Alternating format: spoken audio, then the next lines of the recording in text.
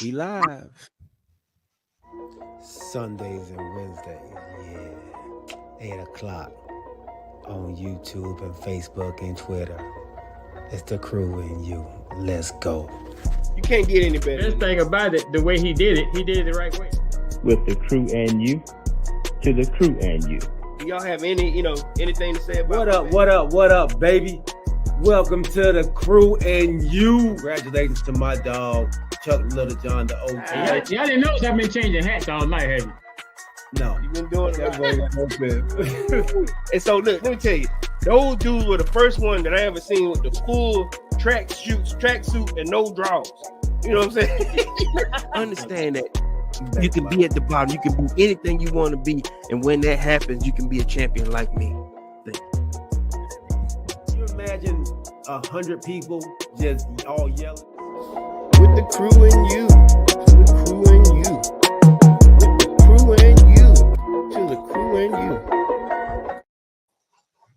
What up, baby?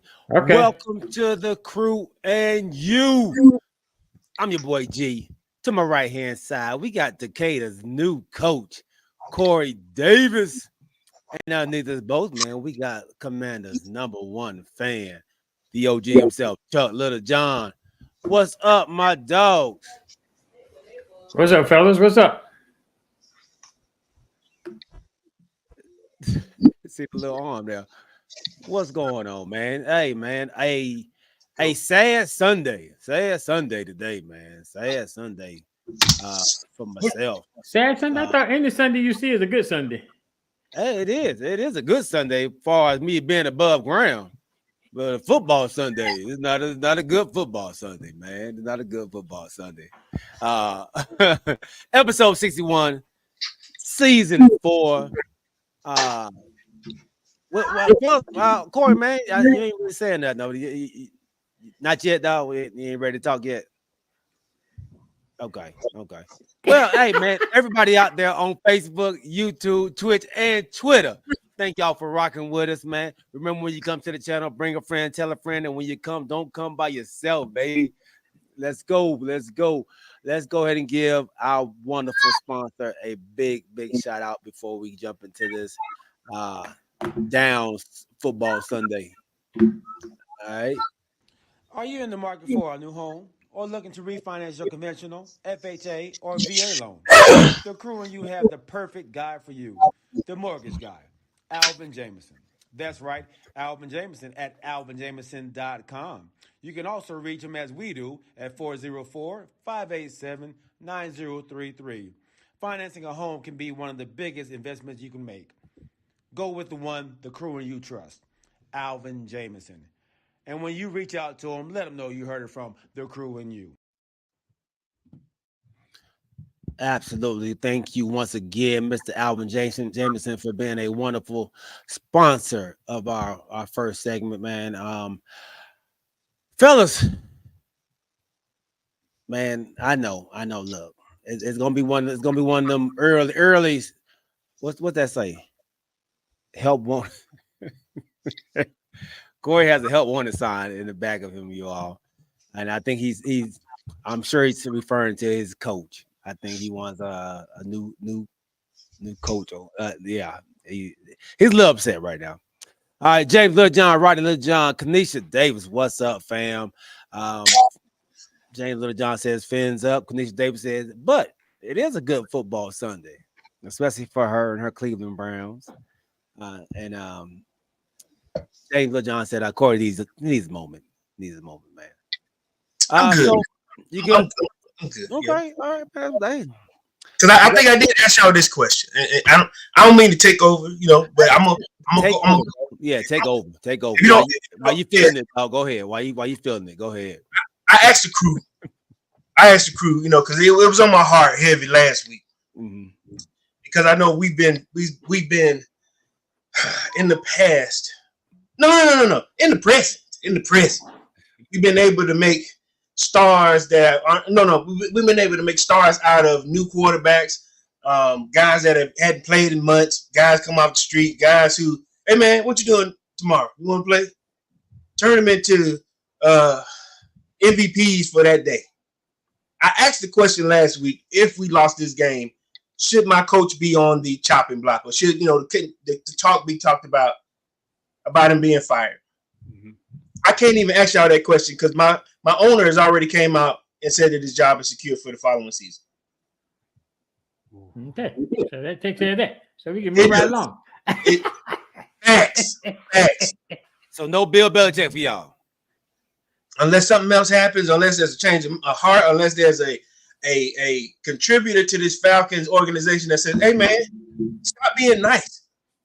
Find us somebody. There's gonna be some available coaches for the following season. Do what you have to do, Or if he allows Terry Fontenot to say, "Listen,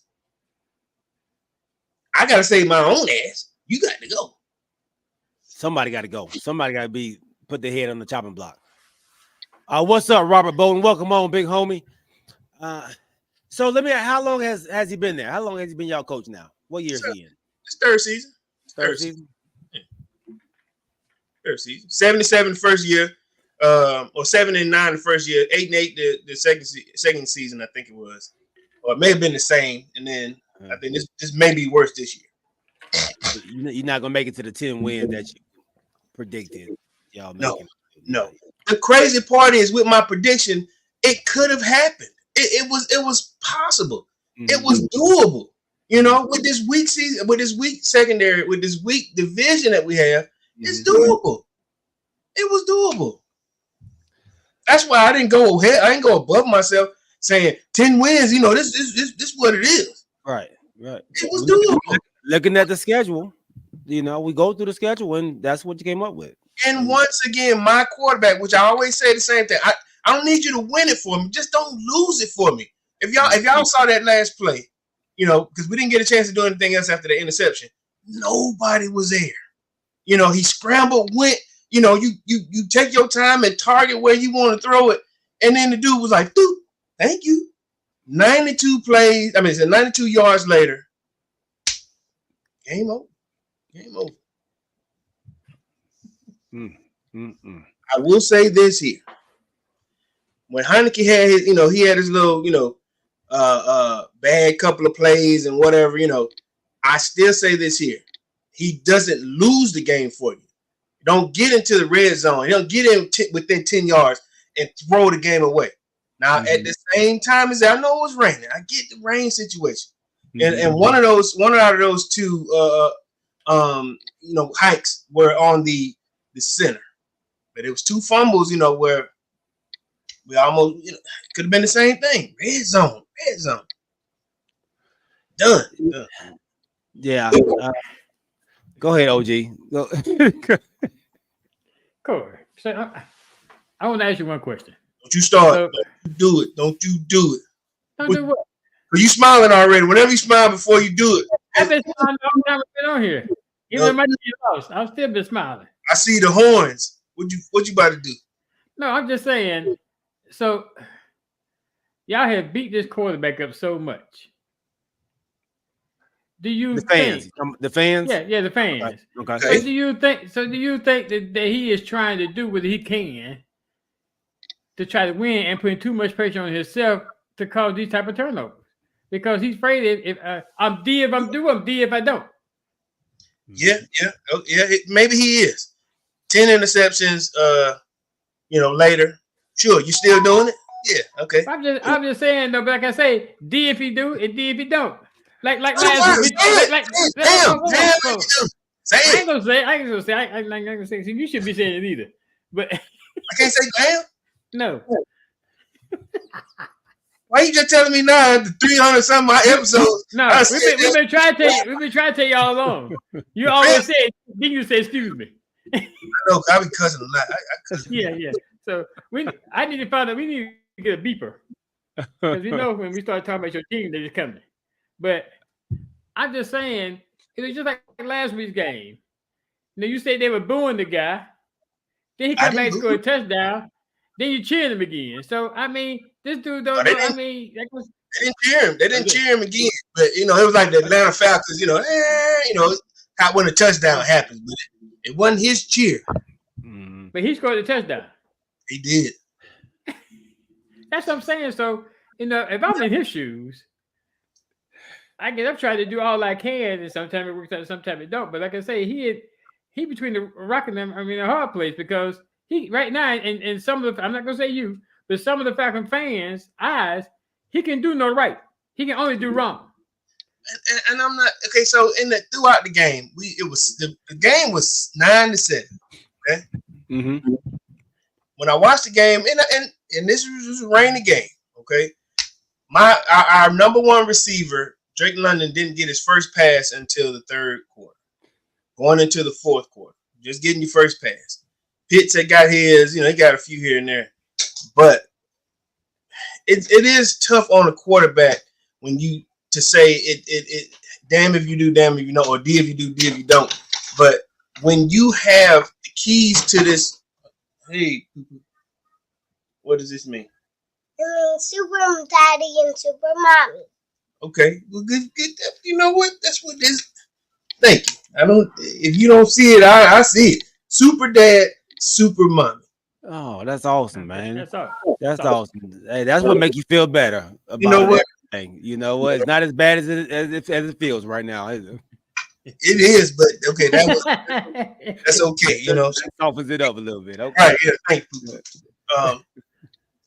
However, when you got a quarterback in Houston that's letting it fly but making better throws, I'm not dogging the guy for saying D if you do, D if you don't, but make a better throw. If you look at where he's throwing sometimes, at the end of the game, it costs you the game. That's what I'm saying. Whenever he makes his mistakes, it's always at the end of the game, or he has the tendency to cost you a pick six or turnovers into points that lose you the game. And then it ends up falling on him because of the mistake that he made. So he's a good guy. I'm not taking away from him being, a good person or a good potential quarterback. He's yet to have or yet to play behind somebody to get some time. And let me say this, OG. I've been using Dak Prescott a bunch of times. Like this L for the Cowboys, trust me, they're gonna blame one person.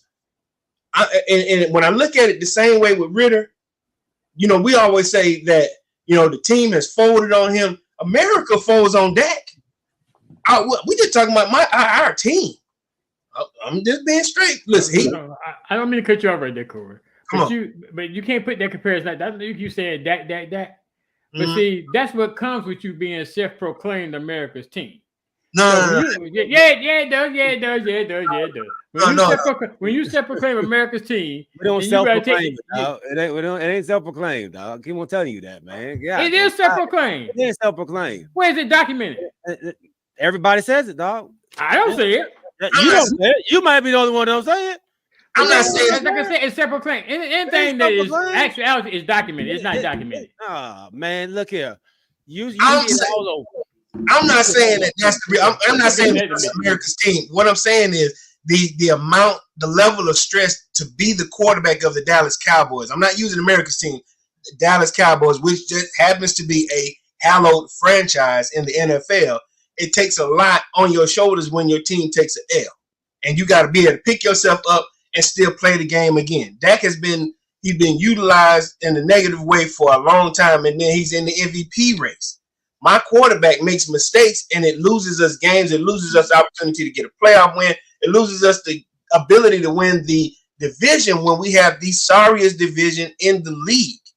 So you don't get a whole lot of leeway when your division is trash, and then you don't get. Then you play like trash. I hear you, Robert Bolden. Yeah, he's not a terrible quarterback. He just makes mistakes at the wrong time, and it costs us the game. It costs us the division. Costs us wins. Okay, man. One more question. I'm gonna let G make his comment. But is it all him? Is he being put in all the best situations to be successful? No, not it's not all him. No, it's not. But when it's him, it's him. Right, but I'm saying that you can't put everything on him. Is what I'm saying. Okay, like okay. We in the same. I'm in the same kind of boat with Washington.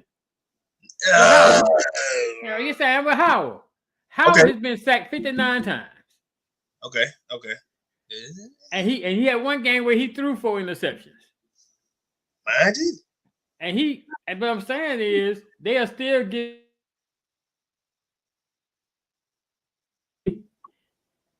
they still giving him an opportunity to try to be successful. They're giving him the fact that he's basically a rookie. This is first year starting the entire season. But Atlanta fans are not gonna give that leeway. They're not. I mean, they and I don't take this to shade, but you can't you can't say that like the record you said for your coach the last few years. You said that the record y'all had for the last few years while your coach has been there. So it has not been that stellar.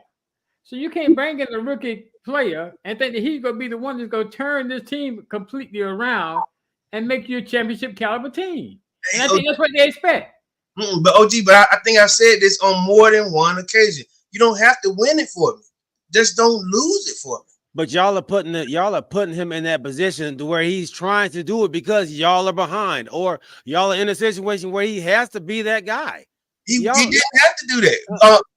Okay, and that play that I was just describing. What play call did y'all call?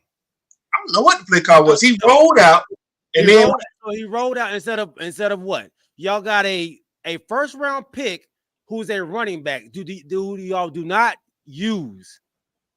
True. That's what I'm saying. Y'all are putting so much pressure on this quarterback. This quarterback who all quarterbacks get pressure.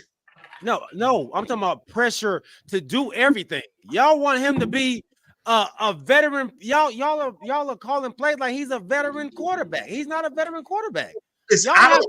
Y'all gotta dumb the thing down for him to play at his peak. His peak is not where a veteran's peak is going to be at. Y'all are trying to use him. Y'all trying to use him like you said, Dak Prescott. Y'all trying to use him like Lamar Jackson. Y'all trying to use him like Brock Purdy. Y'all trying to use him like he's on that level. I don't think our play calling is that complicated. I don't think it's that great either. But okay, even if your quarterback, I mean your job as a quarterback, even when you do make that play, if you can't make the throw, like if I'm like the play I was just describing, there was no one there. Don't make that throw.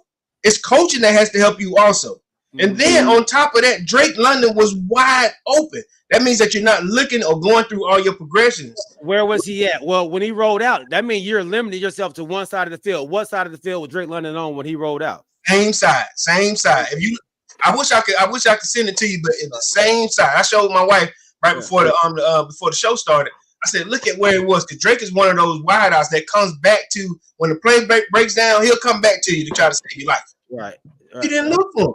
He didn't look for him. Was he under pressure? One person, if you want to call that pressure, of course. Yeah, I mean, it don't matter how many people. So there was a guy coming behind, but enough to where you could turn to the right, and he made a throw. And wait a minute, he's running to the left, and you telling him to turn to the right, where the defender is coming at him to throw the ball? That's what he did. I'm not saying, look, so run out of bounds. He made a throw. He went over to the right, as opposed to going to the, he went to the left and then turned to the right. And then you made an oblong throw. Like I said, sometimes you just, how you look whenever you say, wait a minute, he's going to the left and threw to the right? Yes. And then it wasn't a good throw. It ended up being an interception. Yeah. I gotta see the play. I gotta see the play to see everything about it, man. The yardage and everything. I wish if I could send it, hopefully you could put it on. But go ahead.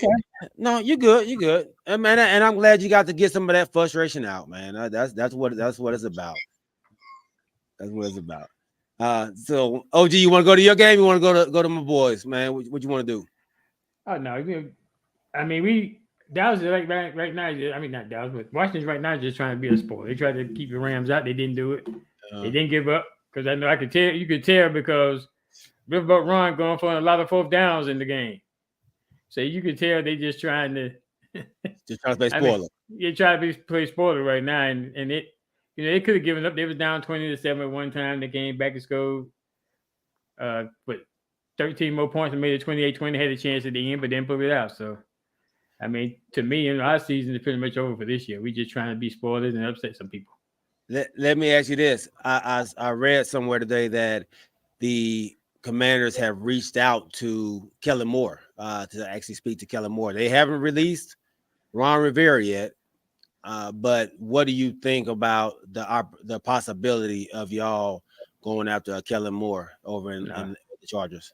No, you're not feeling that. No, I'm not feeling that because he's an offensive coordinator.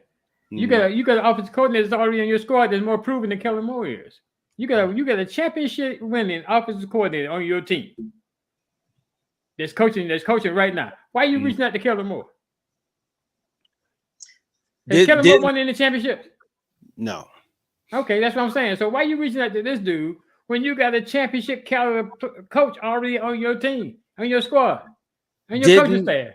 Didn't the players have an issue with him earlier in the season though? And all they got resolved because he came in with a different mentality they weren't accustomed to because the head coach that they had. So he came in trying to string around and strict things out to try to make them a winner that they wasn't accustomed to. Once they got accustomed to it, you ever heard anything else about that? Oh, that's true. So that's what I'm saying. So I don't understand why you would reach out to a Kellen. I hope that's not true. But why you gonna reach out to a Kellen Moore? Kellen Moore at the Chargers right now? Yes. Who just lost their coach because they ain't done nothing this year? Yeah. So why you reaching out to him? What is he gonna bring? Yeah, that's absolutely ludicrous to me if they're doing that. When'd you hear that, G? I saw it on Twitter earlier today. Yeah, that is absolutely ludicrous. Yeah, I saw it on Twitter earlier today. So, like I said, you got an OC that's already there, that's been to the mountaintop. But then you go bring somebody out there that's been bouncing around and just left a team. At a team right now that has not been successfully offensively. Right. He's the OC. Yeah. No, I agree. I actually agree with you on that, OG. When I saw it, I was shocked that they would even attempt to try to go after him. Like you said, he hasn't proven anything over there with the Chargers. Matter of fact, he didn't even take the interim head coach job there. Yeah. They gave so what did they tell you? I read also that he declined it because he said he didn't want to mess up his chances on becoming a head coach. But I don't know. I'm taking the interim job with that team that's going the opposite way.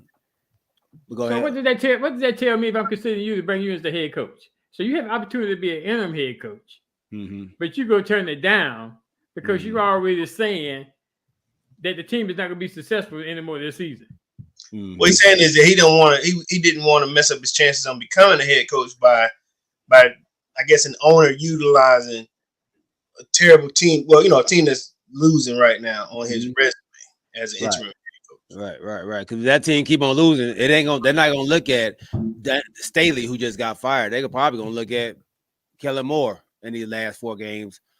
Possibility. Did you bring him back? Did you put any I'm looking at Kellen Moore anyway because of what the offensively the San Diego Chargers have done this year.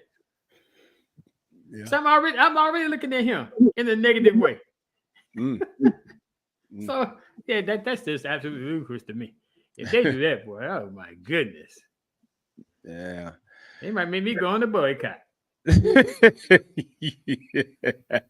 when I hear when my owner did that, his job is fine for the 2024 season. Why? Yeah. I feel you. Have the coaches? Have owners done that and then come back and change their mind? No, I'm saying to me, you can say what you want to say on paper. Through the media, but to this document on paper, to me, it's not solid. You may be just saying that just to give him some kind of incentive to maybe try to pull something out just in case Tampa Bay have a slip or something. But in the meantime, you may be thinking behind the scene, hey, I say that, but I can change my mind. I would hope. The next season we still got 3 games left. Yeah, because like I said, because if Tampa Bay slips, y'all may still have a chance. But if he comes out and says, no, he's not my guy right now, we go let him go to the end of the season, then that coach gonna give up too. Well, what's gonna be his drive to say, I'm gonna still try to do whatever I can to help the team win if I know I'm out at the end. You still need an offensive coordinating job somewhere, or you still need to be able to get somewhere. You don't quit on it because nobody's gonna hire you anywhere else. You know, some of these coaches that you came up with in the coaching carousel, or you know, under these good head coaches, they were, man, you gave up on that Falcon squad. I would pull you in. You want another head coach to go, listen, he's a good guy. He's a good OC. He may not be a good head coach. Sort of like McCarthy. When he pulled in our old coach, hey, yeah, when he put in DQ, he was like, I know what he can do on the defensive end. That's why I got him. Because first, there were some people that questioned Dan Quinn at first.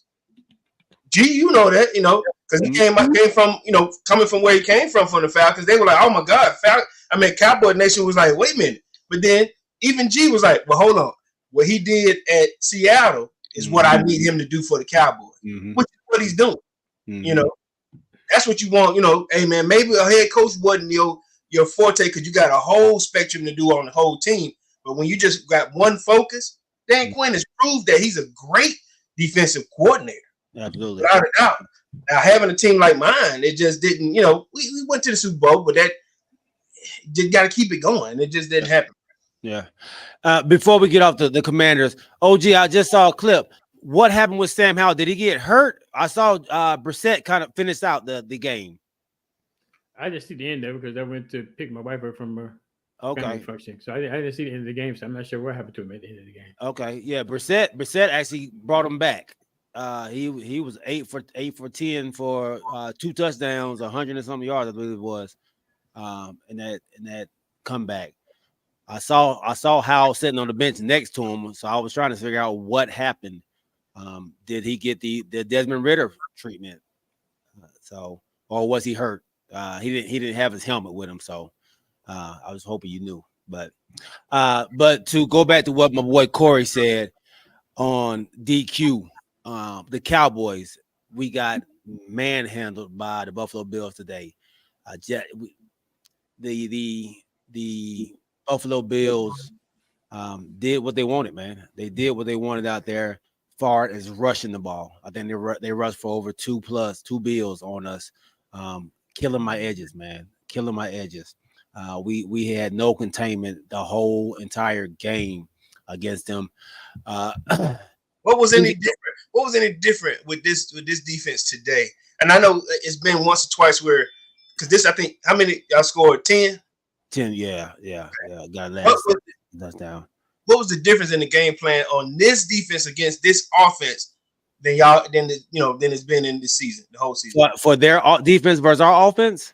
Yeah. We didn't get in any rhythm, man. We stayed behind the chains. We ran the ball well early. I think we got behind too much. We got down 14-0, and we tried to get back in the game quickly, but we were getting 3 and outs, man. O-line wasn't holding up. Dak was under fire the entire game. I believe we had like 92 total yards with like 5 minutes left in the game. If you had to answer this, okay, no way. I'm asking you to answer this. What did the Bills do different against this high-powered offense that you guys have?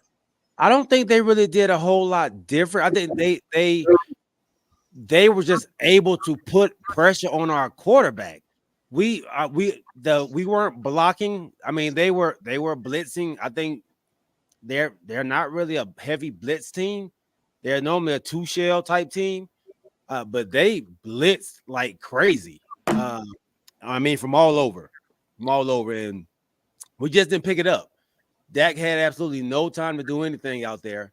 It was one of them games that was just bad. And then, like I said, on the defensive side, it was like I said, we could not get off the field, man. They were killing our edges. The first drive that the Buffalo Bills had, they had 3 drives that they scored touchdowns on. All of them were stopped on 4th down. They got a penalty, a 15-yard penalty, on 3rd down on one of them. One of them, they got a roughing the passer. He said he got hit in the face and got hit in the chest. And Josh Allen, he hit me in the face. And that man hit him all. What happened? That dude took 2 steps before he hit him. He only took 1 step, and he hit him in the chest. with his forearm. He hit him in the chest with. He went to block the ball. He didn't take 2 steps. He went to block the ball. I can't. But the league is designed to protect the QBs. You know, they get those calls. Yeah, if you hit him in the head, yeah. He didn't hit him in the head. They threw it because he said, "Hey, while he on the ground, he hit me in the head." What quarter was that? First quarter. Okay, then don't worry about it. Yeah. No, what I'm saying is that extended there, so that was 3rd down. Okay. They was about to punt. They 15-yard. They went down and scored. So I mean, their first 3 drives, they had a penalty a 15-yard penalty that kept their drive going. So the ref and the punter wasn't the ref and the punt either, was it? That was running into the kicker. He did not hit his leg at all. I saw that. So that was running to the kicker. Was that wasn't roughing the kicker? I thought that was a terrible call. That wasn't a good call. Because like I say, had he adjusted it and hit the ball, it would have been no call. You know, but he jumped like this because he didn't even touch the man's leg. Like I think that he didn't even want to get hit by the ball. It's your job to take that ball and hit. But he's supposed to take off the toe. Yeah, he's supposed to take off the toe. Yeah. But he didn't. But yeah, no. So I didn't like that call either. But I mean, that it is what it is. But like I said, we couldn't stop James Cook, man. James Cook looked like Barry Sanders out there. I just sent y'all that play that I was talking about. Did you see it, OG? I think I saw it. I didn't see it. No, okay, I sent it to the crew and then I sent it individually. But that's like you said, it's not about the play calling. I ain't gonna lie to you. I got rid of jerseys. You know, I want to support the guy. I don't want to become one of those like we've been saying before, fickle Atlanta Falcons fans. But I just wanted you to. I had one job for you, which is to not lose the game for me. I understand what OG is saying about Atlanta putting a lot of pressure on him. That possibly could be the thing, but I just don't know if. I just think we need a seasoned QB. Well, yeah, I saw the play. What's going on, Snack? I mean, he was just trying to make a play. I think he was trying to make a play. Yeah. I mean, if you look at it, you got 3 receivers in the same area. But 3. Yeah, when you extend it, what you mean? 3 receiver defenders. Yeah, 3 receivers. 3 receivers. You got where your throw went. You got Pitts right there. You got Drake London right there, and right behind Pitts, you got Cordell Patterson. He was trying to throw to Cordell. That's what it looked like. He was trying to get to Cordell. This is. I mean, I don't know what kind of play call that was, but I think that it's by the time the play is already broken down. And you just trying to, when he started to swing around, he's trying to throw to somebody, but I don't throw it to the guy with the blue jersey. He wasn't trying to. Of course, he wasn't trying to. That means your arm is off a little bit. He ain't trying to, but he did. Yeah. But he was under pressure from the hot. I mean, and what down was that, Corey? What down was that? I think it was 2nd down. Okay. Yeah. I think it was 2nd down. I think we had just got a first down by Yeah, 2nd and 10. So I get what you're saying. Throw it out of bounds right there. Throw it out of bounds. You got plenty. You got a little bit more time. And so our defense did not hold, and they ended up going 92 yards. I think we had, not a whole lot of time left in the game. Yeah.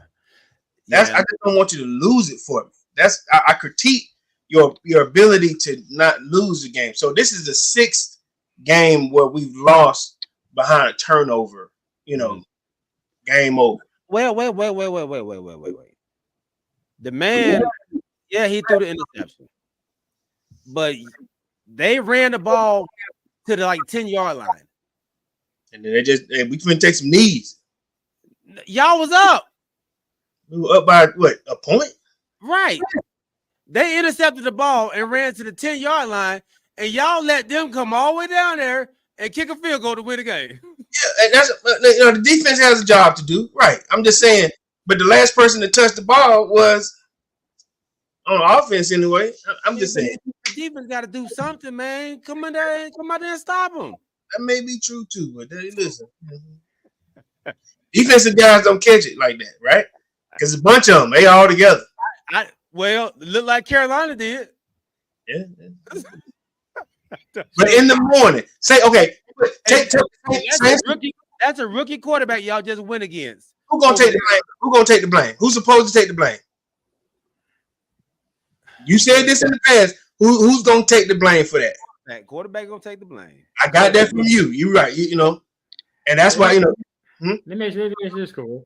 So I didn't see this game. So at this point in time, when this interception happened, it was in the fourth quarter. Yes. In the fourth quarter. 7 minutes.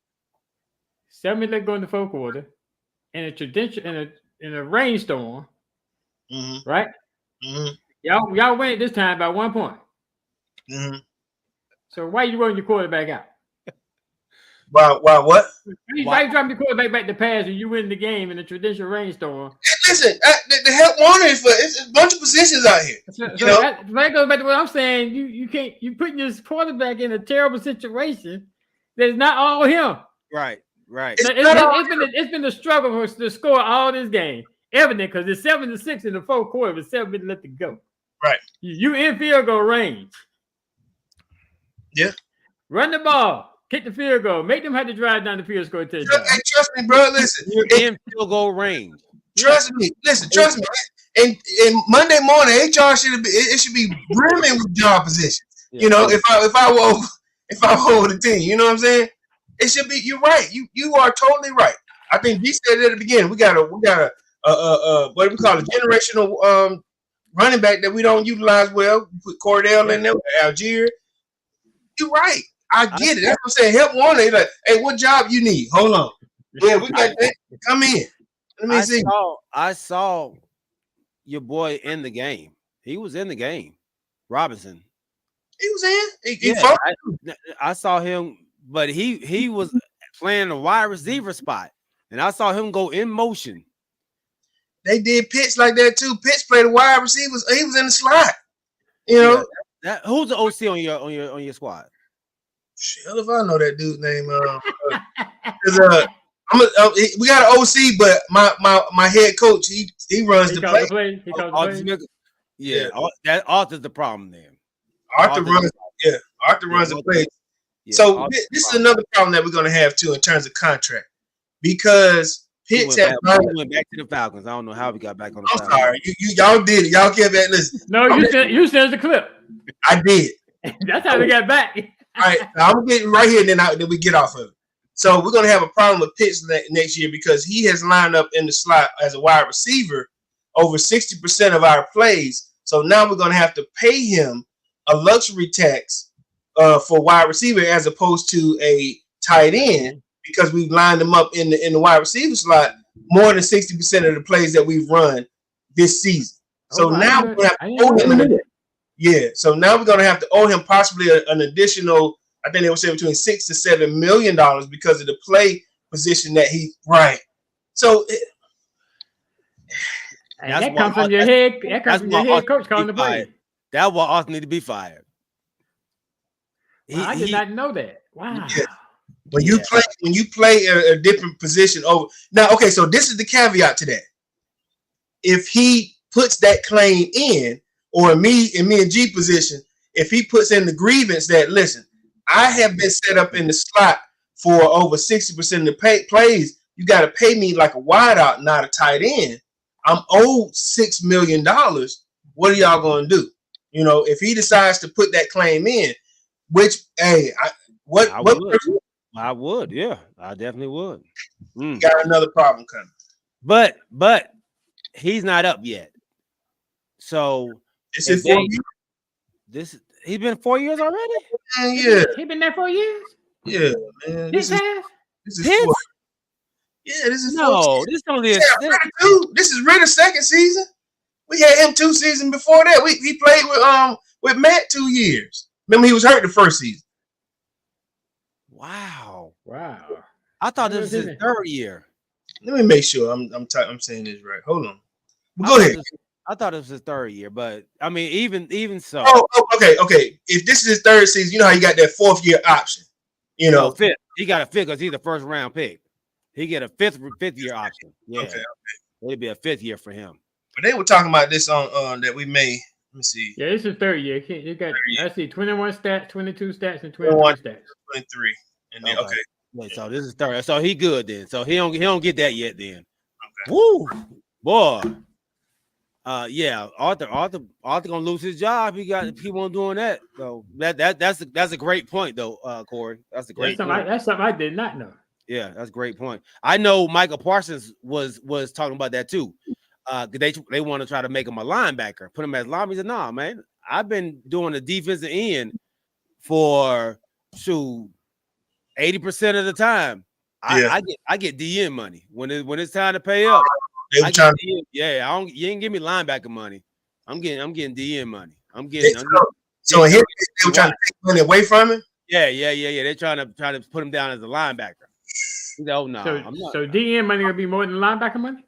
Oh yeah, that TJ Watt money. Yeah, that TJ Watt money and that. I'm gonna say I got a job to do. I'm coming out to the quarterback.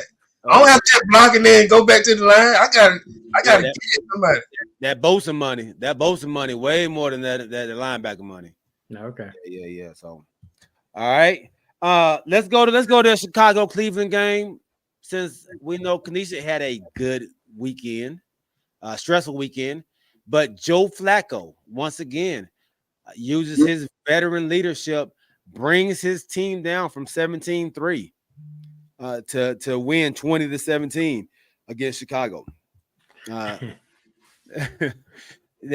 Once again, I think he had 374 yards passing, wow, two touchdowns, 3 interceptions. But he takes his team down there to win at the with like 13 seconds left in the game to kick a game-winning field goal. What's up, dogs? Did y'all see the end of that game? I just saw the kick. I didn't see the whole everything that transpired. What happened? No, at the end of that game, they almost lost. Yeah, that ball actually fell into the lap of a Chicago guy on the ground. On the ground. Then he kicked it up. Yeah. Fell into the lap. Yeah. I did see that. Oh wow. I did see that. But I guess, Corey, I guess you're trying to say this is part of your point, huh? Yeah. So they brought Joe Flacco in, sitting at home. Hey, what you been doing? I was just at the golf course with G and a few of the guys. Can you throw? Yeah, I can do okay. 300 yards last week. How many yards did he throw this week? I don't know, but 374. But he is a veteran quarterback though. Yeah. He gonna get a veteran check for these 8 games that they brought. Well, I don't even know if it's 8 games. When you ask your wife, hey, listen, can I go to Cleveland for about how many weeks? That's about 6 weeks.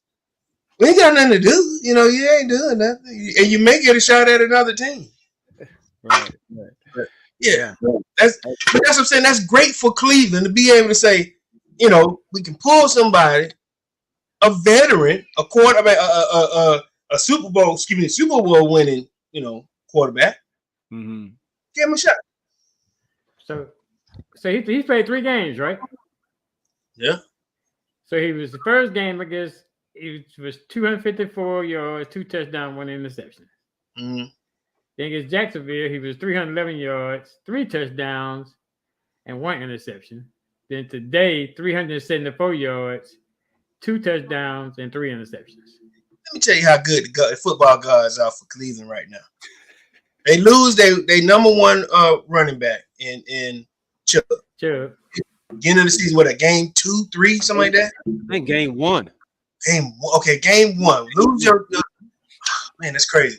Lose your $275 million establishment quarterback. Mm-hmm. Lose 3 position players. I think she's on the defensive end or either offensive end, like offensive line.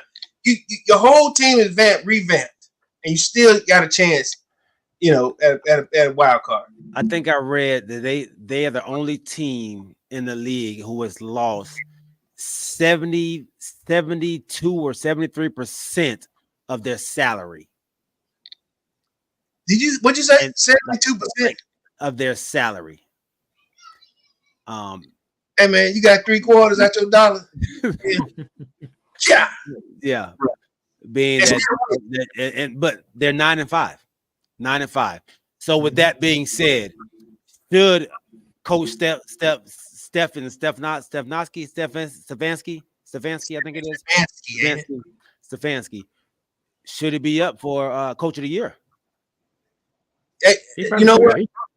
Was that kind of situation? Mm-hmm. Let me welcome my cousin Derek to the show. He golfed with us at the tournament. Yeah, we're talking about the Browns, D. We're talking about the Browns right now. You up right now. So his question is, oh, I thought he had a question. My bad. But your question, G, is what again? Should he be what? Should it be up for Coach of the Year? Coach of the Year. Yeah, I think he should. I mean, with losing that many players in a given season, and still with only one game back in your division, you 9-5. That's heck of coaching that way. So in his case, so I'm gonna put him in, and then what about the coach for Houston? Houston should be in. He should be one of them. Yeah. All right. So we got to do that. What about for those coaches that you expect to do their job and still win? McCarthy did. The only reason I'm saying this, I know you ain't gonna want to talk about this, OG, but McCarthy took over the play call. Listen to me. I know you're shaking your head, but it did turn it around, and then you make Dak Prescott a candidate for MVP. But they don't have a better record than they did last year. I'm just if you're gonna put a coach up, I would put Miami's coach up there, bro, and I would put Dallas's coach up there. Okay, but Miami's coach. So we got Cleveland's coach because of what we're doing, hands down. He turning the team around like that, you get an opportunity to do so. And then pulling a trash heap quarterback, I ain't gonna call him trash heap, but just pulling a quarterback out the trash heap and say, hey man, do the job for me. So right now we're going with him. So my wife says that Kevin is not the coach, but the DC, he deserves a raise also, the defensive coordinator. Who's the coach? What's the coach's name? Huh? Kevin is not. What's coaching Stefanski? That's what. Oh, what did she say?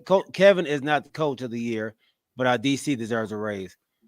So if your coach Kevin Stefanski is why wouldn't he? Okay, I'm okay. Wait a minute now. Both of them saying, wow, both of them are saying that their coach should not be a candidate for coach of the year. Coach of the year is a stretch. That's what Derek said. Wow. They calling it. So okay, so obviously we're not seeing something that they watch with a little more. So Derek DC. Yeah, I'm just considering the fact that they have lost so much. Right. During this season. Offensively. And then they lose the what about the defensive end? Is he gone too or is he back? Miles played. He played. Yeah. Well, they lost so much on the offense. Yeah. And I understand the defense holding them up, but you still got to score some points. And they've been scoring points. Yeah. So and then from what we described in this AFC in the beginning, this was high powered, and we're giving them more praise than actual Browns fans are. I'm missing something here. Yeah, that's surprising.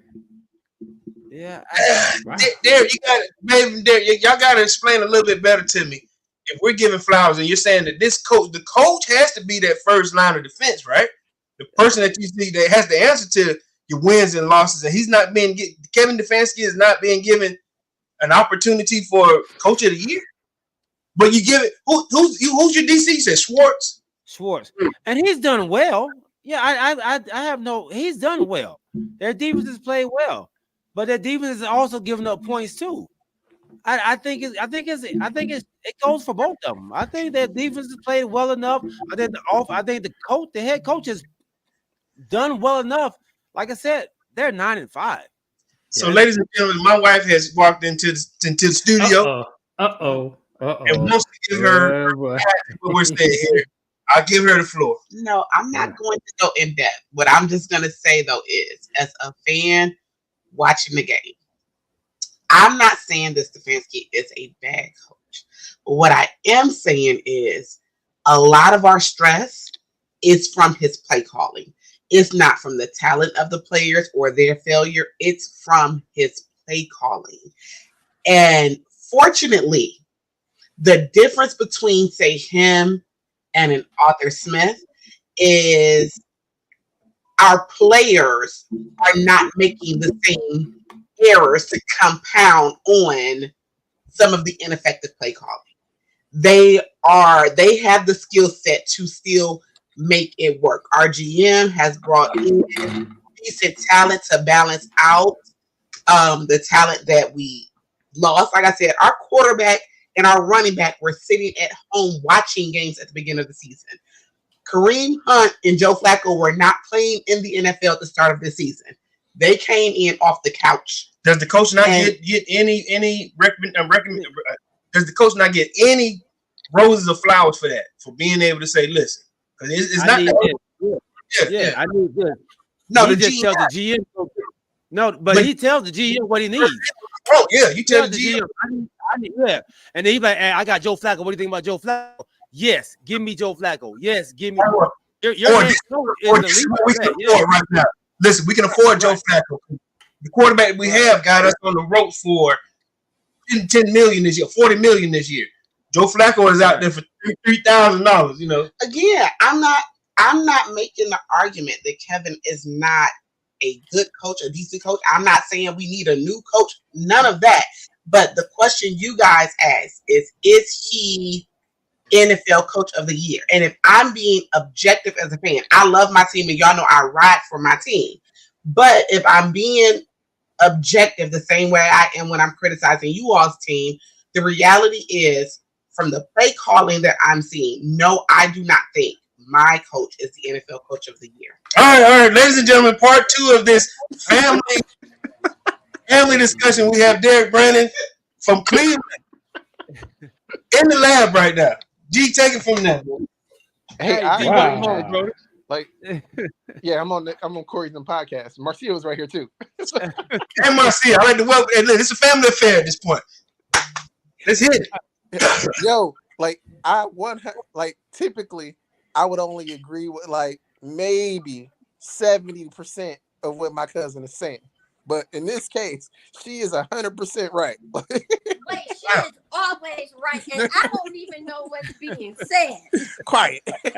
So the thing is, like, we are critical Browns fans, but Stefanski having Coach of the Year, like, I will give him all the credit in the world. He's done his job this year. Like, the stars are aligning. Maybe next year. You know what I'm saying? If he keep this up, like, he can have he may be an eligible candidate for Coach of the Year next year. I find it hard.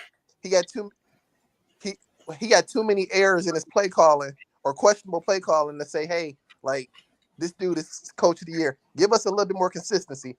And let's be honest, like, I stopped watching the game today because I was like, I just woke up and I was like, oh crap, the Browns won. How they pull that off? See what kind of fan you are? I'm sitting there watching my whole game. You gave up on yours and you did. Wow. You see what I'm saying? So, and then when we're sitting here trying to give your coach some flowers, you're taking away from stuff we didn't even see, D. No, but honestly, I think that happens in a game. You're going to question a lot of calls that your coaches make. But this man has went out there with DTR and won. He's went with a third-string quarterback and won. And now, like Corey said, he brought somebody off of their couch and now is winning still. Two people, because my wife named Kareem Hunt. Yeah. I think when you're able to withstand critical injuries from top-tier player, normally if you lose your quarterback in this league, it's over. Especially lose your quarterback and your running back, your number one running back, you definitely don't have a season. And I think what he's done overall with a 9-5 record in what everybody considered to be one of the best divisions at coming out. 9-5, he's second in the division. I think that gives him Coach of the Year. I don't see too many other coaches out there that's done a better candidacy for Coach of the Year. Yeah, saying he is the overall leader, but I'm saying that he's in the talks with the Mike McCarthy's, with my guy from Houston. I think he's up there with them. That's what I think. And I agree. I think his name is in the conversation. Like his name definitely deserves to be in the conversation. But man, I tell you what, as a Browns fan, the football gods have shined on us so many times this year. Like, and I'm questioning how many times, like how many more favors we got to pull, like we got in our bank, because our luck is running out at some point. You think so? Okay. Rabbit fall out. Now we have seen some weaknesses in the Bills. We've seen weaknesses in also the Chiefs. You know, they've turned our opinions around because we had them up higher. Now, honestly, so when you got two teams that were here and they starting to, you know, you guys are moving up. You guys got the same amount of chances that they have, in my opinion. And you're telling me that you think your luck is running out? I'm slowly almost finna buy a Browns jersey because I don't need the stuff that's in my drawer right now. You know what I'm saying? This is years of scoring. Like, just as to support. I live with a Browns fan. You know, I watch the games. You know, I will support. My father-in-law tried to buy me a jersey some years ago, but I didn't sit. I'm just saying, I enjoy a W versus, you know, I post on TikTok a lot of these, you know, lonely walks back to my car. You know what I'm saying? So let me ask you this, D. People said Sunny Roll. They played the Bears. Exactly. It's still a dub. What y'all do last year? They struggled. Oh yeah, we struggled. Like, and that's what I'm saying. Like, they got a good story. If this was a movie, man, this is a good narrative that's gonna keep you watching. You're not about to walk out of the theater at this point. You want to see what they can do. You know what I'm saying? Gotcha. I like it. Wow, man. Well, I thought me and the OG trying to give them the roses, man. Them bad boy, them Browns fans said, no, sir, take them back. We don't want them flowers. Yeah, we don't want your flowers. We want them. We just want to continue to earn them. You know what I'm saying? Like, don't give them to us too soon. Y'all giving them out too soon. Let us more. The season's almost over though, D. We ain't got but 3 more games. They beat the 49ers this year? Y'all beat the 49ers? Yeah. They beat some people, man. They beat some people. Listen, I'm just trying to feel good about giving them flowers and roses, you know. Look, they beat the Jaguars. I mean, they faced some people. They beat some people. They beat the Ravens.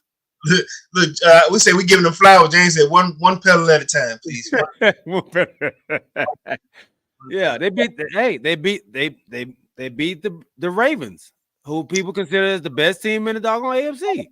So are we off here? Because listen, we heard this from 2 down home Browns fans. Are we off with our prediction to even just give them the kudos? Are we too early? I don't know. We're too early. I think we're outsiders. Yeah. I think we're outsiders. They are more invested in their team. They see their team more critical than the outsiders do. So, like you said, they know the ins and outs of their team. They know what they want to see out of their team. We're just on the outside looking like, hey, man, they got a 9-5 record. They've lost this.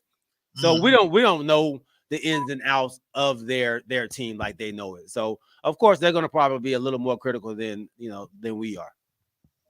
Maybe so. Okay. Damn.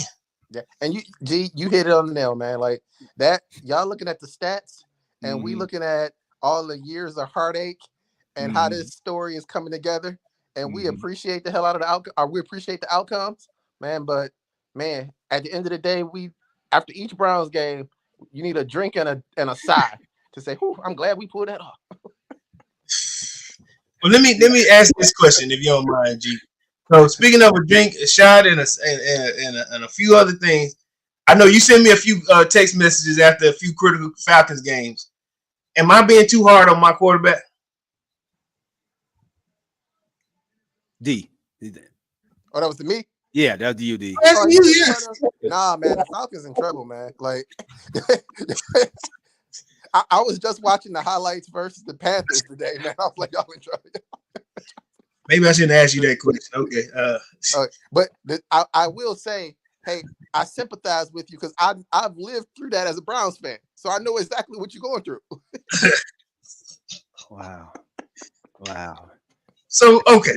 So from a fan who has struggled with trying to, because like I said, they've been giving me the blues on, or at least OG has in the past couple of shows. I watched me and your cousin. We watched the whole a stadium of Falcons fans turn on Ritter because of the decision making that he's showing us to lose games. So my whole criticism of him has been, I don't want you to lose the game for me, but I'm not asking you to win it for me. Am I asking too much as a Falcons fan? No, I mean the thing is, at some point though, you with their record and what they have to prove, you got a team sport, and then you got his individual collective. He's still a professional athlete. He is his business, so he gotta still try to produce and make plays for the longevity of his career. Otherwise, you know what I'm saying? Like, otherwise, like he only got a limited window where he can do what he do. So I don't blame him for the moves that he make. I blame you have to look at it. Is it coaching? Is it the organization, or is it the pieces around him? So gotcha. Yeah. Okay. I see my boy Corey, man, and flip back to the doggone Falcons again. Look here, man. We're not talking about them Falcons no more, man. Look. Okay, I have one last question. It's a Cowboy question. Derek, is Dak Prescott a MVP candidate? I need to come back for this one. is Dak Prescott an MVP candidate? You know what, man? Like, we got to see how they finish through. Like, right now, up to right now. Who in the run is? Like, I would say, I don't know. I like Jalen Hurts more than I like Dak Prescott. Okay. I like Hurts more than I like Prescott, and I ain't a Cowboys fan. Yeah, obviously. Impartial. I like that impartial statement. Good answer there, Derek. I appreciate that. Obviously. Look, I don't know what Hurts has done, but I guess. I mean, stat wise, you like Hurts, man? I think I just like the Phillies. I just think I like the Eagles as a better team, and I can't get past that because that whole Dallas America's football team, like they already got 2 points lost for me because everybody room for them. You know what I'm saying? Everybody don't root for us. Yeah. Everybody don't root for us. Everybody root for us to lose. Exactly. Yeah. You don't know how hard I put in today. I know. That's why we're America's team. There you go. There you go. There you go. Because you care so much about us losing that you don't even care about your team. And why, losing. Why do I care so much about you losing? I don't know. Why do I say it doesn't have nothing to do with the team. I keep trying to tell it to your thick skull. It's about fans like you. It ain't got nothing to do with us. You bring it up yourself. You feel that way. I'm gonna give you a prime time example. You met Q last week. Q on the text message. We got a little family text message. He ain't talking cash trash last week. I just texted him. Wait a minute. I want you bring that same energy this week. Were y'all talking trash to him? No. Who we talking about? Here comes my cousin. He comes out and does this. Now, I text him just now. I said, I hope you're bringing that same energy this week that you had last week. And I guarantee you it's going to be crickets until y'all win again. Wait a minute. So you mean to tell me you don't be talking trash to Q about the Cowboys? I have not talked no trash to this year to Q about the Cowboys. But he comes out. You talking to me. You don't talk to Q? Because I know there's no need me talking to Q. Because he is a fair weather type of guy. In other words, if the fire getting hot in the kitchen, he don't want to stay in there. He prefer want to leave out. Oh, okay. So you don't even need to talk to him. Okay. I bet you don't do that to your wife. I'm tell you about my wife. My wife can take him or leave him. She is not that avid kind of fan. Right. But she a Cowboy fan. She a Cowboy fan, but she's not that avid kind of Cowboy fan that's gonna go and talk junk like these two. Right. Okay. Right. All right, there. Last question is on this. My brother just put on there, don't you? Are the Cowboys still America's team? Oh yeah. It depends on who you ask. Yeah. But it's separate claim. You call them America's team? I think they still get that brand ain't going nowhere for a while.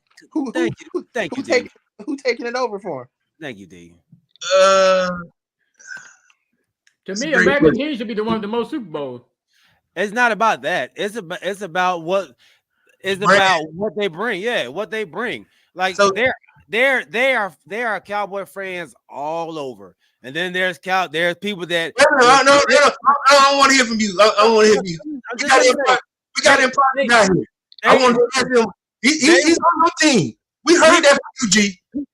People watch the Cowboys to see the Cowboys lose. People don't watch everybody else to see them lose. Can we get somebody? Jerry speak, G. Yeah. So I would say y'all didn't agree with him. No, people don't watch the Cowboys to see them lose. People watch the Cowboys to see if they can live up to the expectation and hype. Like, and when they show up, they show out. But when they don't, they disappoint you. But either at the end of the day, I would say, like, they are still the team, the America's team, because they got that. It's something about that brand. No matter what, you still would tune into a Dallas Cowboy game just to see what's gonna happen. Is that why they're America's team? Or okay, my wife said, what about the Eagles? Eagles are becoming America's team. I think it's becoming. I do think that the Eagles, they may be taking some of their like shine, but it's still Hey, Corey. it's still Dallas' spotlight. Dallas. Unfortunately, that's just my 2 cents. The man that said it, y'all keep on trying to make him switch. The man that told y'all keep on trying to make the man switch. But can you be the America's team and be the most American disliked team also? That's what I'm. That's why it's in America. Thank you. Thank you. But he did say one thing that I've always been saying. When they win, they win. When they don't, they don't. And they ain't been doing it. That's everybody. No, it ain't. Because they're Super Bowl champion every year. But you come out here and say you could be a Super Bowl champion every year. And I tell you the same thing every year. You look good on paper. That's the plan. plan. Paper don't win no games. I'm just saying that's the plan. We come out. What about the 49ers? 49ers are starting to come back to, why can't the 49ers be America's team? I think Philly, to Kenisha's point, Philly may have that slot before 49ers do. So you just trying to give somebody the America's team. I'm just saying he just asked what made me think about it is if they are still, who could be the next team? Who could be the one to step up and say, listen, we're taking over? In my head during the Brady days, I thought it was the Patriots. They were the most winning team of the 2000s, but we never did crown them. Because it's not about the most winning team. That's not what it's about. You're not the most winning team, though, are you? No, you're saying America's team is about the most winning. That's not what it's about. Yeah, it's about the grind. Like I think it's a mixture. It's the culture that comes up with the team. Like you got to have a little bit of grit, a little bit of grind. Like I said, I would pick Philly over the 49ers to take that crown because that's Philly got some, like all those wins that they get, man, those are hard-earned victories. You feel those dudes winning those games. Like, but it's been 26 years since the Cowboys have won a championship. How long has it been for the 49ers? I don't know. You don't know? Since they've been you count Super Bowls. So how long has it been for them then? So who got the most? We got the most Super Bowls? Yeah. The Patriots. The Patriots and Steelers. They got the most Super Bowls? I'm just saying sometimes you lose your title. I'm just saying. They wanted, we won it after they did. And nobody talks about that though. But I mean, I'm with Kanisha in her statement. I keep putting up and G keep taking down. I live in America, and they ain't my favorite team. Okay, that's not your team. I mean, that it's not about if it's your team or not. But y'all dislike them enough to watch them lose. Watch them. That's the whole thing. Y'all dislike them so much that y'all want to watch them so y'all can see them lose. It's because of you arrogant fans. OG said it. It's because of you arrogant fans. Whatever you want to call your reasoning, it still doesn't change the fact that you will watch them to see them lose. We don't watch the Commanders to see y'all lose. We don't watch the Falcons to see y'all lose. We don't care. See, I'm gonna tell you about you. So you try to take one statement and try to build it to your advantage, or whatever the case may be, but it's not always that case. So don't They don't do have great don't, marketing. They do have great marketing. Probably the best don't feel marketing. yourself. Don't feel yourself above the way you actually are with your team. Okay, it's I'm your not. team. You It's your watch him. team. Why you watch him, OG? You already said why you watch him. So I mean, So you think I watched him today? yeah, I did. You know why? You know why I didn't watch him? because you went home. I wasn't at home. Number one, and number two, you know why? Wow. So who that picked to win the game? I already knew. You always pick the other team. I always pick the other team. Right now, you are doggone. What are we? 10-4. You are 3 and doggone 8. 3 And and 9. That's still gonna be ahead of you. 3 and 9 against us. That's still gonna be ahead of you. It's still gonna be ahead of you. Okay. Now we just pick the Cowboy game. Now we just pick Cowboy game. No, I don't pick this Cowboy game. I pick overall games. No, that's what you're talking about, though. You were talking about the Cowboys. Everything is not about your team. You just said it. I picked the Buffalo to win today. That's why I know I didn't have to watch it. Okay. That's what my statement. You try to turn that around and make it something positive for you. You picked Philly last week, and you watched Philly last week too when the Cowboys played them. So what's your point? They lost. You picked Philly then, so what you saying don't make sense. And I picked Buffalo. And you didn't watch them. And I picked the 49ers. You said you didn't watch them. I picked Philly the first time they played. You said you didn't watch them because you knew they was gonna win. That's why you didn't watch them. But you picked Philly last week. Right, but you picked Philly last week. I like to apologize to you for these two. And I picked Philly the first time they played. You picked Philly last week. So I'm 1-1 with Philly and Dallas. And you watched them before. Right? Well, I tell you what I'm gonna do. I'm gonna watch somebody else play in the Super Bowl. How about that? You gonna watch them again come this Sunday. No, I won't. And guess who you ain't gonna watch? Your Commanders, because you don't care about them. You care about America's team. Oh, now you care about America's team. Man, you care about America's team. That's why. You want to watch the Cowboys. Yeah. You want to be a Cowboy. That's why you want to go to the stadium and do the tour. Yeah, okay. Okay. So, I hope you feel better now by telling all them bold-faced lies.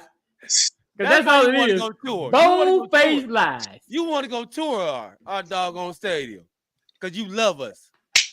Y'all want to be us. Yeah. I tell you, but give me a jersey. I got a good place for it. Give me one. Give me one of them jerseys. I got a good place for it. You probably already got one. Okay. Already got a couple. You know where it is? It's sitting around my toilet. It's around my toilet seat. You probably already got a couple of them. It's around my toilet seat. That means it's made of gold then. No, that means it's made of gold. So I got a question to ask y'all. Because y'all killing me on this. Y'all both. They'll do this for another 30 minutes, D. So the Colorado Buffaloes are now the most, how would I put it? They said the most portal used team in the FBC right now. Are they just keeping up with that stat now because of Deion Sanders? Because I've never heard of stat before. Alvin said, "This is my first two." I was just about to ask that question. Is this going to become a thing now where you pulling? Like I said, they trying to make it seem like this is new free agency for college football, and what they're trying to do now is they're trying to blame NIL, and they're saying that he's throwing money at these kids to to transfer to Colorado. Is this portal going to be a problem in the future because of what Deion Sanders has done at this point now? They're saying almost 20 kids are using the portal to try to come to Colorado already so far. 20 kids. But I mean, like you said, it's only a stat they're keeping up with now because Deion there and the portal is being utilized. Other schools use the portal too, but it's just being brought to the light because it's Deion. That's the only reason. I'm not saying that they bring it as many, but other schools use the portal too. So once you get those same stats, right, for all the other schools that you're doing for Deion. If you go, if it's gonna be a stat you're gonna start tracking, then track. No, don't do it. Just do it for Colorado. Do it for all the rest of the schools, and do a comparison. Yeah, I'm with you 100%. Like they gotta be transparent with that because I know all other schools using the portal just as much. Yeah, it's just, just as much. Because I think even the Ohio State quarterback entered the portal. Yeah. But where's he going? last I heard it was like what Nebraska or Oregon State. like or yeah, like so everybody entering the portal these days. I think they got to figure out a way to fix that. So all right, so the first reason, the first rule is, or I don't say the first rule, the first main reason that kids are getting to use the portal is if you end up having a coaching change. You get one automatically. You can use it. And then the second one is if you feel like they're bringing in a top-tiered recruit and you're going to lose your position, you get to use a portal. But I think they get 3 portals. You get up to 3 in your college football career. Is that too many? We lost him. God, so you get 3. So you get 1 if your coach leaves. Mm-hmm. And then you get 2 other ones. I mean, you get another if somebody comes in. So who makes the decision on whether the person coming in is going to challenge their position or not? Then, and that's what you get 1 automatically if you decide that it's like, we know how it's sort of like filing a grievance. If you file with the FBC and say I'm sorry college football and say I feel like this is messing up my career and with my chances on becoming an NFL prospect, I'm entering the portal, or I have a I'm clashing with the coaching, so I feel like I still want the opportunity to showcase my talent and I'm going somewhere else. They give you that. And then I forget the third one. I think it's that red shirt one. After your 4th year, if you have a red shirt, you get, that's what I'm saying. You get up to 3. A kid can use up to 3. You know what I mean? So is it too many? You know what I'm saying? Should you only get 1 chance? Or what do y'all feel like should be the most honest thing to do with this portal, or with being able to transfer? Go ahead, G. I've been talking first all the rest of the time. You go first. Oh no, you good, bro. No, I was just gonna say no. I think it's kind of getting out of hand. Mm-hmm. NIL or portal? I'm talking about portal. Okay. Because I mean, because I don't know what the intentions was when they first started the portal. Because I know it used to be if you transfer, you had to sit out a year. Mm-hmm. So I guess they thought that wasn't fair for the players. So to me, I think they should maybe cut it down to just that 1 move. I mean, because if that's the case, you could be a nomad because you can move to one school by you saying it's happening in your career, whatever the case may be. Then you go to that school, your coach leaves. Now I'm going to another school. I get to my 3rd school. Then if somebody coming in that's better than me. Yeah. I mean, so they're going to have to put some kind of guidelines in there because, I mean, I can't say that the teams are going to get better because I guess the kids are going to go where NIL takes them, I guess. That's one of the other things, too. It's not all about going and winning. Now it's NIL.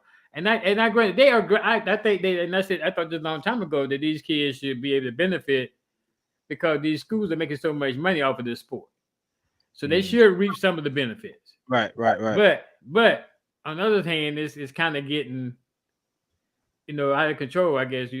For lack of a better words, because, you got the smaller schools that may not have that kind of NIL. They'll never get that big talent.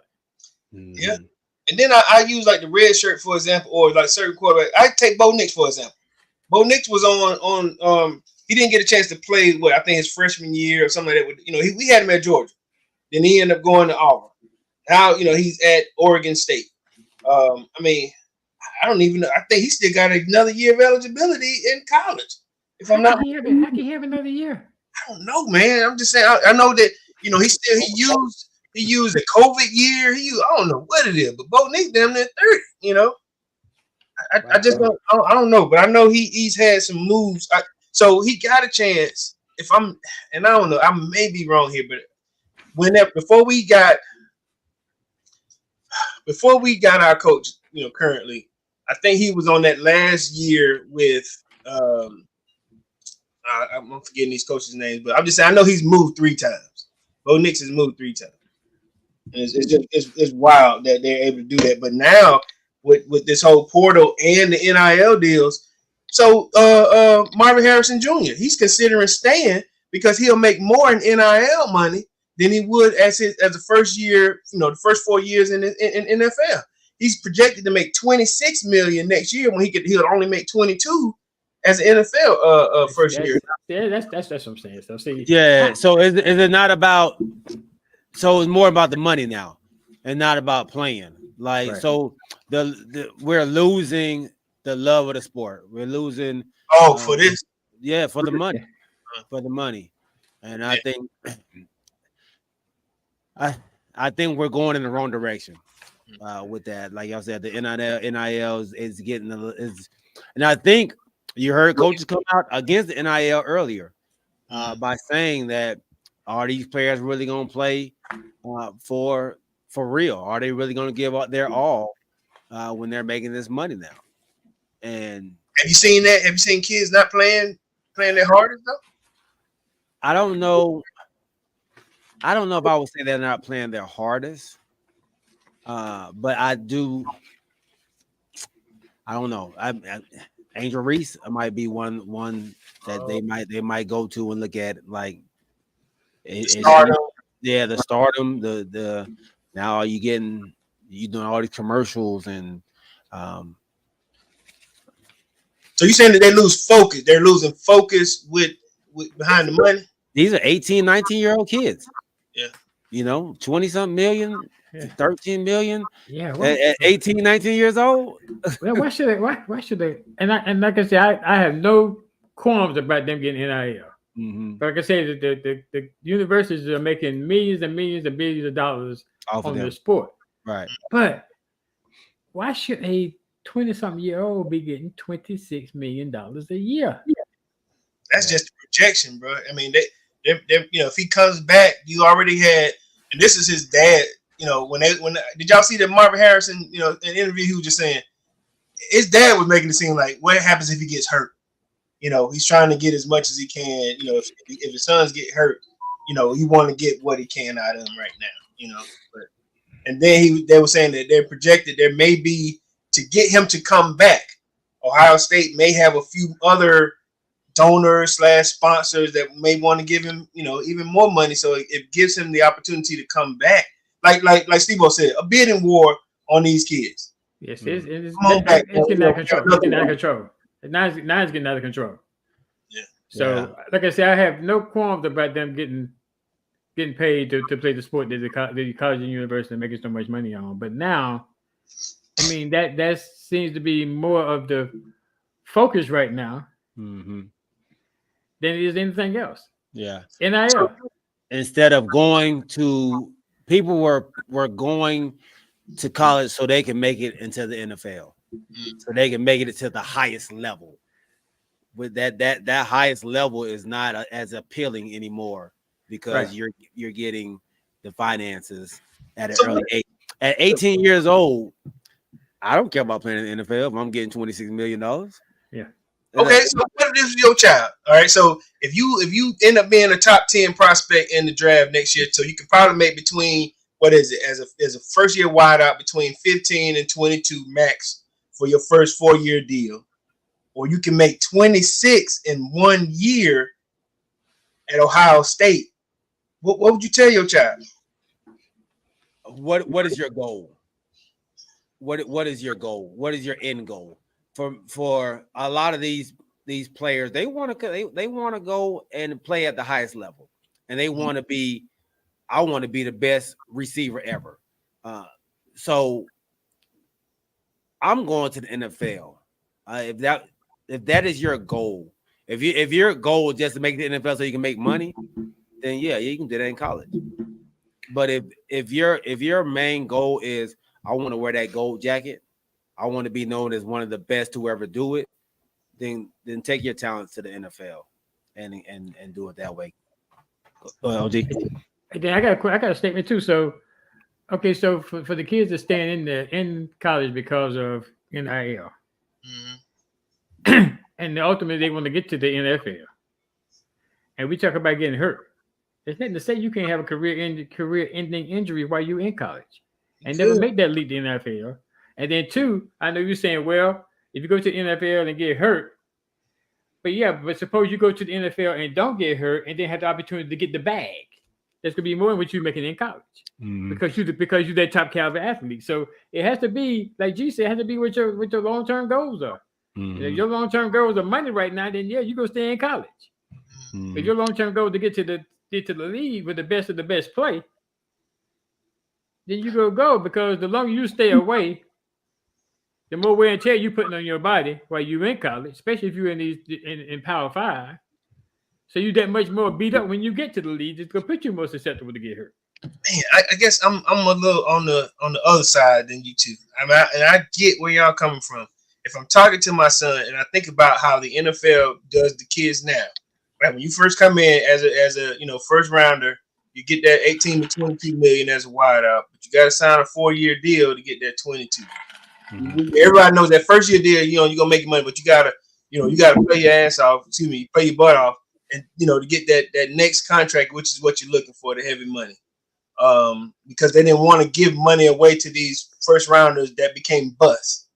But if I got 1 year to play another 13 games and make 26 million in one season versus the 4 seasons to make 22, I get what Marvin Harrison Sr. is defending this kid by saying, stay 1 more year. You still got 2 years of eligibility. Play 1 more year at Ohio State, and make you a bag in college. And so how does that work?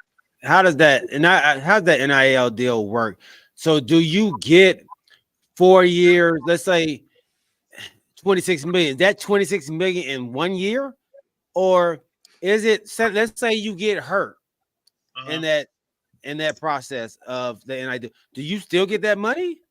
So I think they said Marvin Harrison Jr. It's like 16 or maybe 17 different companies or different endorsers, different, sort of like Bennett that played for Georgia. In his hometown, he had three deals with like Ford, Chevy, like those, let's say Wayne County Chevrolet, little bitty small towns where you come from. He had deals that I think Marvin Harrison, they say he has probably 16 or 17 different deals totaling what could be next season up to 26 million bucks. I don't know how it works, G. I wish I did. Hell, Shador just bought a Phantom, with his NIL deal money. See, that's too much. See, I mean, like I said, it's getting out of hand. Something it's got to be some guidelines that got to be put in place because it's only gonna get worse. Yeah. Shador is how old? 20-something years old? Shador 22, I think. Why should he have a Phantom? I don't know. Why should he be able to afford a Phantom in college? Yeah. And like I said, and I always say I have no qualms about them getting the money, but I think more the focus now is on the NIL and not on the sport. His brother got that new Beamer, that 7 Series, X7, and then girl, Angel Reese, I ain't gonna lie, that's a nice Mercedes she got that was delivered to her on the campus. The only thing they do is put you at the envy of your other classmates, put you at risk because somebody gonna be jealous. Yeah, they put a boot on Phantom. You know that they put a boot on his Phantom. As I'm saying, you gonna have some jealous folk out there. Hey, we know what kind of world we live in now. Sure. I mean, it's just I don't know. So y'all saying there should be a cap on the NIL deals on the money? I mean, because like now I think the more of the focus is on NIL and less on the sport. I'm not saying that they're not participating and playing harder, but I think that's more of the focus right now. When the kid decides on where they want to go to school, I don't think it had nothing to do with education. Mm-hmm. I don't think it may have something a little bit to do with the team you're going to, but ultimately it's gonna come down to right now the way it is right now. Where can I go get the more NIL money? Which boosters kicking out and I get more NIL money?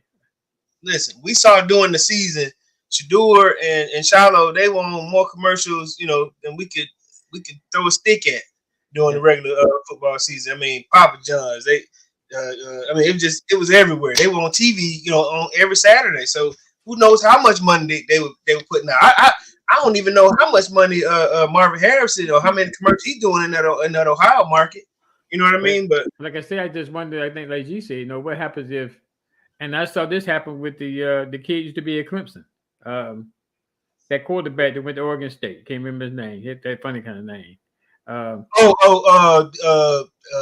Hawaiian kid. Yeah, because while he was at Clemson, coming into his second year, we know he's proclaimed to be so good. Lost his job. And that season it started. Yeah, he lost his job. That season started out too good. When that season started out, he was in Dr. Pepper commercials. Yeah, sure was. When that season they started turning for the side, he was no longer in Dr. Pepper commercials. Mm-hmm. So I'm just saying, it just depends. I understand what you're saying. Get your money where you can. Yeah. But on the flip side of it, you know, what happens if you have a down year? Like I said, I don't know what the guidelines are for these sponsors, whatever the case may be, but I'm sure they got something written in there to protect themselves. Listen, you got to have insurance policy. Right. I'm sure they got something to protect themselves. So if you have a down year, things don't protrude like it should, or you get hurt first game of the year and you're not out there no more. So I'm not benefiting, then hey, we got to do something. The first person I heard that had one of the greatest insurance deals was Willis McGahee. Remember in the championship game, and he tore that ACL, MCL, and they thought that he wasn't going to make it in it. But he had a policy that he cashed in on. He was able to still play. He had a decent career, but that insurance kicked in the minute that he lost in that lost draft status. We know who else had insurance deal? Who? Marcus Lattimore. Marcus Lattimore, he did. Okay. Yeah. Okay. That kicked in. We got injured at Carolina because he tried, but he never could get back right. Yeah. Mm-hmm. Yeah. But so I get what y'all come from. I just see it a little different with the money. But that is a good question, G. How are they paid out? Mm-hmm. But I would imagine at the end of the year, get my bread.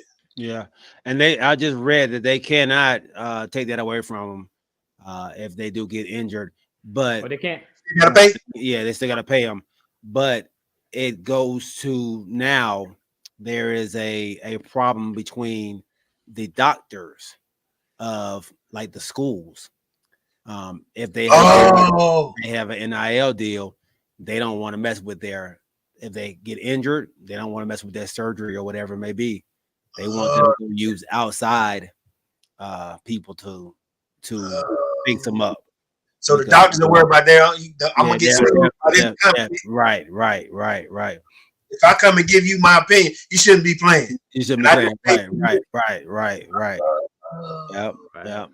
So I think there's a Philadelphia Eagles player who got worked on by the doctor at the school, and he didn't do a great job.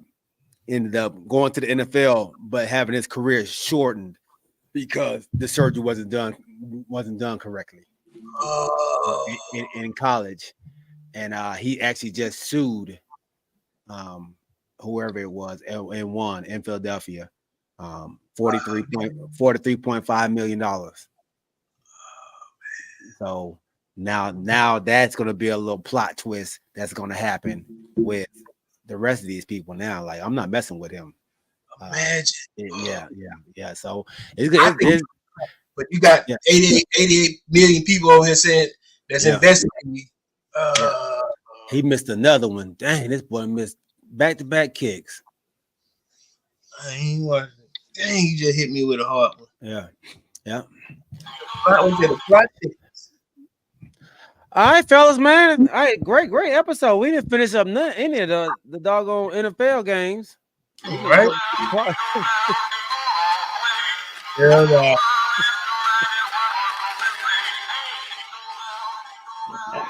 I love it. Where you get that from? In the spirit of Christmas, man. That's beautiful. Happy holidays to everybody out there, man. Merry Christmas to everybody out there. Episode 61 in the books, baby. My son signed his letter of intent on Wednesday, Jen. Hey, congratulations, my guy. Congratulations. Letter of intent to what college was it? I forgot what college it was. Dang it. What's football? Football, Okay. Where Coach Carolina. Nice. Coming to the Carolinas, going down to Myrtle Beach. Hey. Playing on the green field. Or T-O, whatever they call it. Yeah. What's up? How did Tiger do? We're gonna have to go to Carolina this year, you know what I'm saying? You got to keep our eye on them, man. We'll cover them. We're definitely gonna cover them this year. That's what's up. We'll talk about Tiger on Wednesday because I don't think we looked into that. Tiger and his son, right? Son look good, man. Yeah. Hey, son gonna be a player, dog. Son definitely gonna be a player. Yeah, son definitely gonna be a player, man. So, I tell you something else we need to talk about Wednesday too. We didn't talk about that much either. Were we surprised with the Heisman Trophy winner? Oh yeah, definitely was surprised. You talking about that too? Yeah, that's my new quarterback.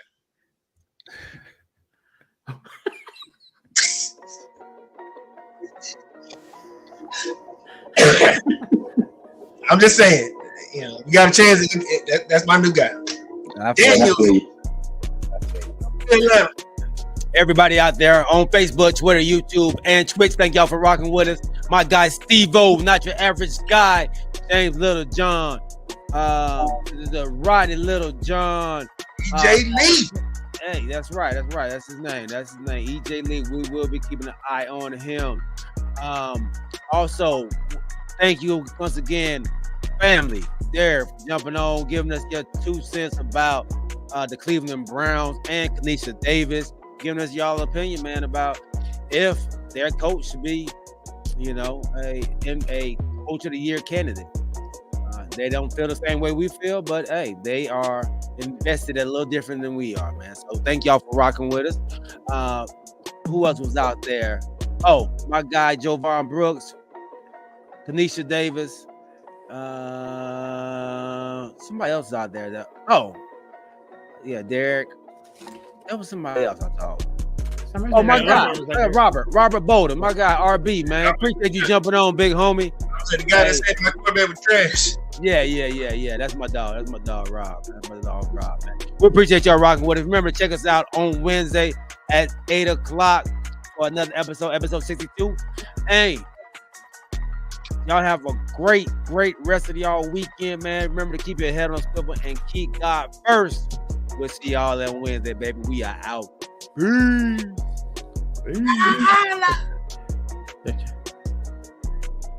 Yeah, we got a hard week coming ahead of us, bro. It's gonna be a rough week I did this week. What you talking about, boy? That boy, he on vacation. Oh,